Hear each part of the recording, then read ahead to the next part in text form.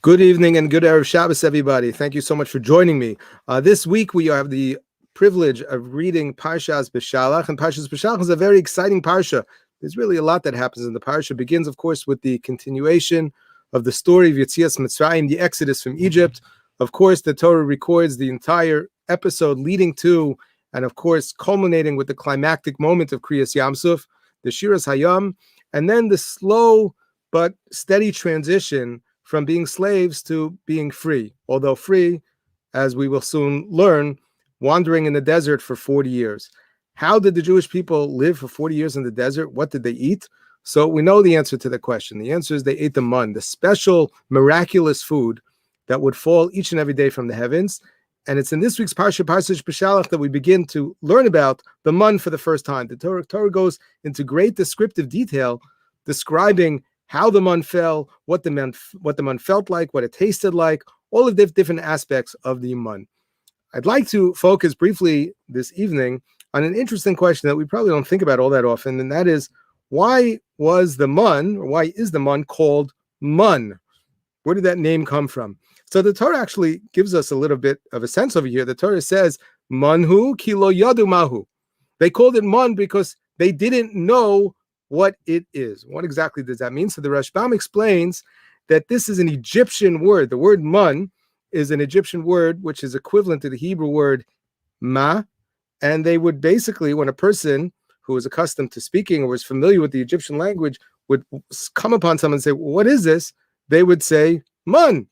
And so therefore we call it mun. Why? Because that's what they called it, mun. And why did they call it mun? Because they didn't know what it was. That is very strange. That basically means that the mun, which is a very, very significant aspect of our history, it wasn't just a great miracle at the time, which it certainly was.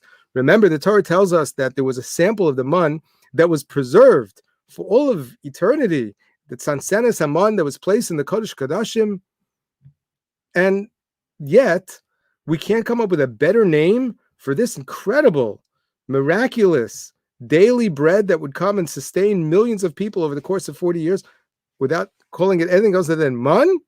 I mean, it's just a poor attempt at giving something, labeling something in a more chashuv way. It deserves a name. Everything in the world has a name. So why couldn't we come up with a name for this food other than to say mun? What is it? So I'd like to share with you a very, very beautiful answer from Rabbi Reisman. But Rabbi Reisman attempts to answer this by way of a very interesting insight from Chaim Shmulevitz. Rabbi Shmulevitz in the Sefer Sichos Musar, so he points out that there's a fascinating pasuk in the Navi Yechezkel. In the 46th chapter of the Navi Yechezkel, the Navi describes the protocol that is appropriate when people come to the Mikdash for the first time in a while. It says, when people would come and they would ascend to Yerushalayim and they would come to the Har HaBayis for the seasonal pilgrimage that they did on Yom Tif, one who would come to appear before God and would enter through the northern gate, this person should exit through the southern gate. A person who enters through the southern gate should exit through the northern gate. Says the Navi, it is improper. The advice is that a person should not exit the same way that he entered. If a person comes from the north, you go out the south, the north. The idea being that you never use the same passageway twice. This is, again, from the Navi Yechezkel. We read this actually for the Haftarah Parshas HaChodesh. And the question is why? Why was it so important for the Navi to give these directions to the people who would be coming to be Ola L'Regel and to visit the Beis HaMikdash on such rare occasions that they should make sure to go out the different way than they came in? So Shmulevitz explains that when a person would enter the Beis HaMikdash for the first time in a while, they would naturally feel a great sense of awe. They would feel the majesty of the place. They would feel a tremendous sense of Kedusha. And it is important that we do all we can to sort of preserve these feelings, because human nature is that when we are in a certain setting, when we are facing a certain set of circumstances for even a short period of time, but as time goes on and on and on, it becomes less exciting, becomes less new, and it just becomes part of our new normal. This is sort of This is what I'm accustomed to. There's nothing so special about it. And so therefore the Navi is advising people who want to be able to maintain that sense of awe, people who want to appreciate that I am in a chashuv place. So the way to do that is to make sure to go out a different way. In other words, don't say, oh yeah, I've been here already, been there, done that. No, the experience should be new. It should seem like, I haven't been here ever in my life, or certainly not for a long time. In other words, Rabbi Shmulevitz explains that it's important for a person to work hard to maintain a level of hisorus, a sense of inspiration. A word that he also used was hispalos, that a sense of, wow, this is really amazing.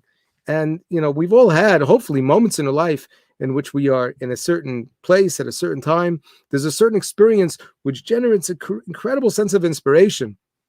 It's hard to believe it was only a year ago, but a little more than a year ago, many people had the fortune of participating in the Siyum HaShas, an incredible moment. Close to 100,000 Jews gathered in one place, and of course there were tens of thousands gathered in other places at the same time, and you couldn't possibly be there without being overwhelmed with an incredible sense of awe. This is unbelievable. This is amazing.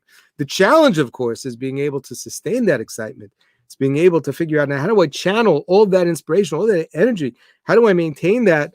Not only so when I go home, I remember what kind of a special event it was, but hopefully to be able to motivate myself to learn, if not necessarily to commit to the Daf Yomi, but to commit to a similar type of learning schedule as so many people did when they gathered in that event. So based on this idea of Reb Chaim, so Rav Reisman suggests that perhaps we could say the same thing about the mun. When the mun fell for the first time, people were amazed. They said, wow. They literally said, Manhu, what is this? Food coming down from the heavens. Who ever heard of such a thing? How often do we find ourselves saying, or people say to us, what do you think? Money grows on trees? Well, in the Midbar, money grew on trees. The food literally just fell from the heavens. And this is unbelievable. They went from saying, what are we going to eat? To all of a sudden having all their meals provided. And we know, as Chazal tell us, it was unbelievable. The mun tasted whatever you wanted it to taste like. That's what it tastes like. So this is amazing. And you would think that level of excitement would endure, that each and every day when the mun would fall, once again, they would say, wow, this is amazing.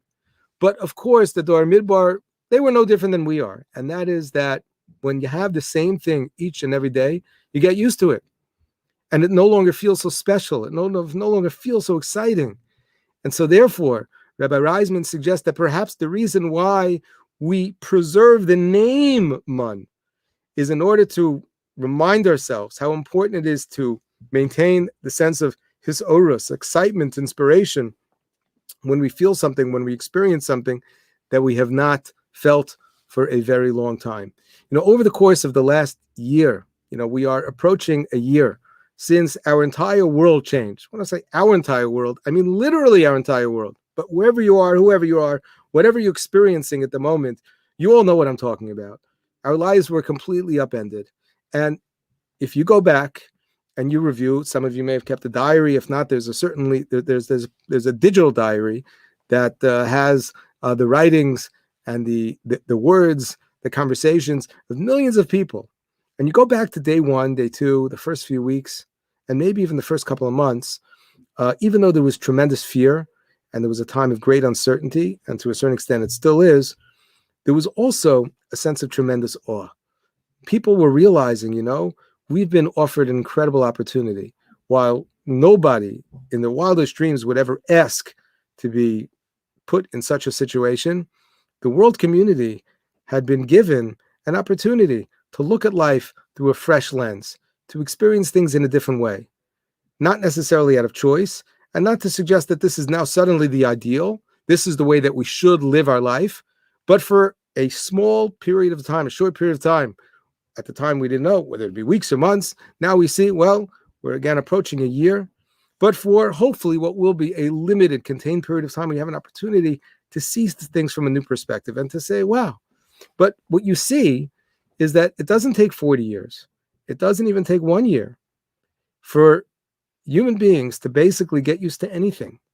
And things that seemed so, wow, so unbelievable, so inspiring, so overwhelming, the types of things that really got us to stop and to think and to notice and to look at things from a perspective that we hadn't necessarily had before, suddenly that just becomes part of the new normal. Now, I've heard many, many people say over the past few months that they don't like when people refer to the current situation as the new normal, because that implies that this is here to stay. And I would agree with that. Nobody wants to call this the new normal because this is not the new normal. This is just a temporary abnormal. Fair.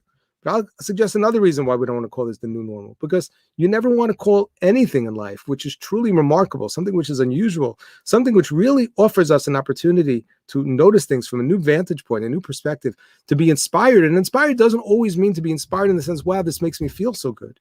Inspired could simply just mean, this is different.